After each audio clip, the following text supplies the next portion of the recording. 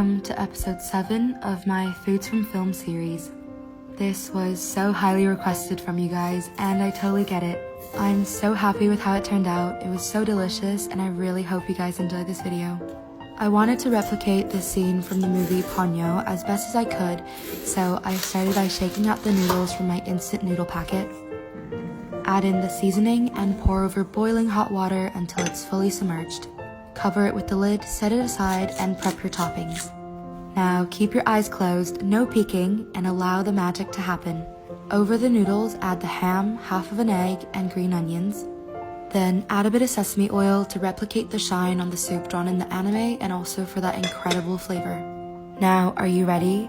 Open your eyes, and here's the ramen from Ponyo. Welcome to episode 2 of my Foods from Film series. Today we are making a giant anman from Spirited Away. Spirited Away has always been and always will be one of my favorite films.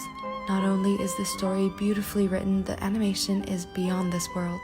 In one of the scenes, the main character eats an anman and it looks absolutely delicious.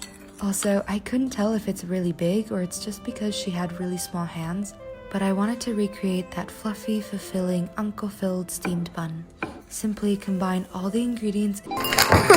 Gacha noodles are ready. Be careful, it's really hot.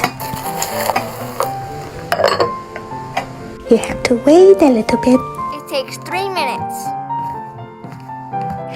Abracadabra! How I did this trick? I melted some butter and stick everything to the plate. Freeze the plate for 10 minutes. Hide it from Mr. He.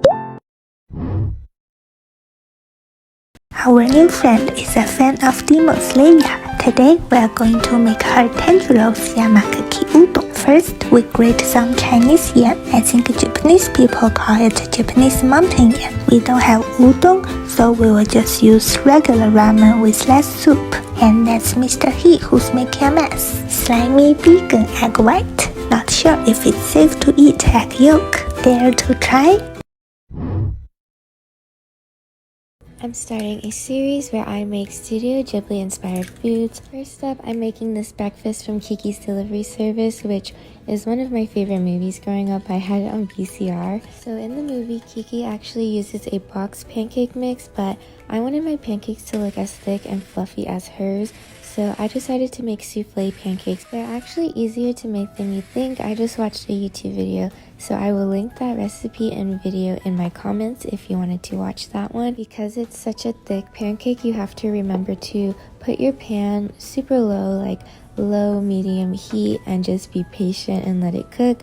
I flipped mine to make it look like Kiki's pancake. I added my tomatoes and my sausage like Kiki, and then I topped the pancake off with some melted butter and then another little square of butter. That is my breakfast inspired by Kiki's Delivery Service. Let me know what you think. You should definitely try it out because the souffle pancake is very good.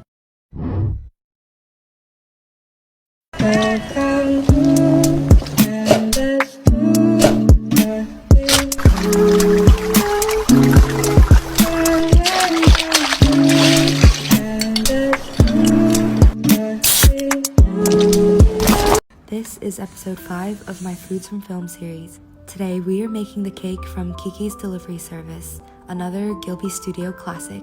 I didn't want this cake to be a basic chocolate cake. I wanted it to be more grown up, to represent the growth Kiki goes through after moving to a new town. So I present to you Kiki's mocha cake. First, we're gonna make the most decadent chocolate cake layers by simply combining the wet and dry ingredients. Then divide the batter between 3 cake tins and bake it at 180 degrees Celsius. Since the cake layers have a stronger chocolate flavor, we're gonna cover it in some delicious mocha buttercream that has a stronger coffee flavor. In between each layer, I'm adding a generous amount of buttercream and some chocolate chunks to give it that crunch. Smooth out the crumb coat and place it in the fridge to chill. Lastly, let's make a ganache by combining double cream, coffee, and chocolate.